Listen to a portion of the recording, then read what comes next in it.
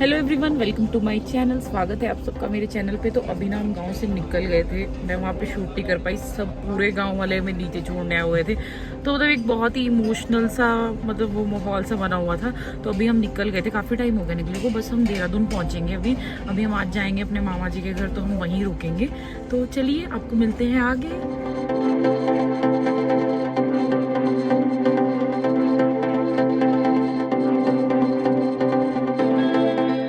दो हाई कर दो। बाय बाय से बाय। Bye bye.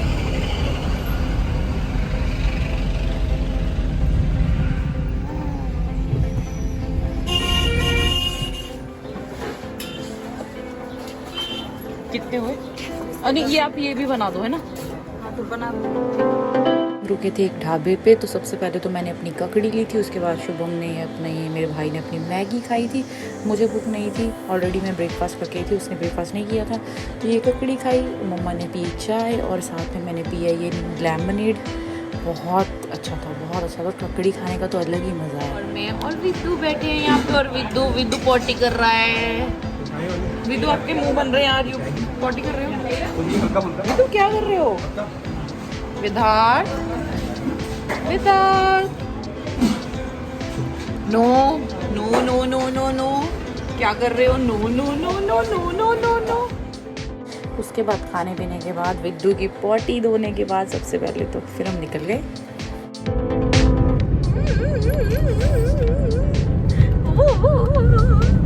विद्दू, विदार्थ, कोको कोको कोको मेलिन, कोको मेलिन। नो डाउट सिद्धार्थ ने भी इस ट्रिप को बहुत एंजॉय किया। वो बहुत खुश रहा, मतलब उसने कहीं भी मुझे तंग नहीं किया, बहुत ही अच्छे से। और रात को भी जल्दी सो जाता था एज़ कम्पेयर टू घर पे तो रात को बहुत लेट सोता था। तो बस हम ऋषिकेश पहुंचने वाले ही हैं। और ऋषिकेश में बहुत बहुत बहुत बहुत ज़्यादा रश था, बहुत ज़्यादा रश था, क्योंकि हमें देहरादून के लिए ऋषिकेश होके ही जाना पड़ता है। तो देखिए सामने बोटिंग भी हो रही थी, पता नहीं आपको दिखाई दे रहा होगा कि नहीं।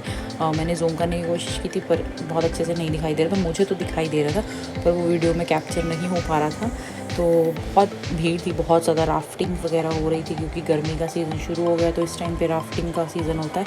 क्योंकि जब बारिश होनी शुरू हो जाती है तो राफ्टिंग बंद हो जाती है। देखिए यहाँ पर बहुत भीड़ है, बहुत भीड़ है।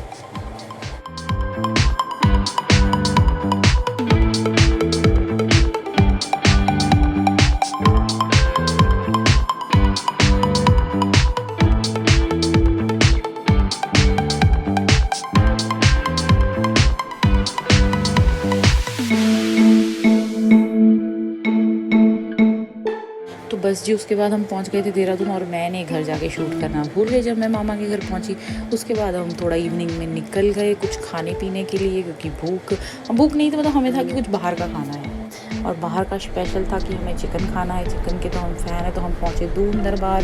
तो ये बहुत बहुत बहुत फेमस है वहाँ पे। यहाँ पे बहुत ही अच्छा चिकन मिलता है, तो हम स्पेशल गए। बहुत तरह का है चिकन ही मिलता है स्पेशली, तो हम पहुँच गए जल्दी से चिकन खाने के लिए। पता लगे ब्लॉग बनाते बनाते तेरा मीम बन गया। सही गल है।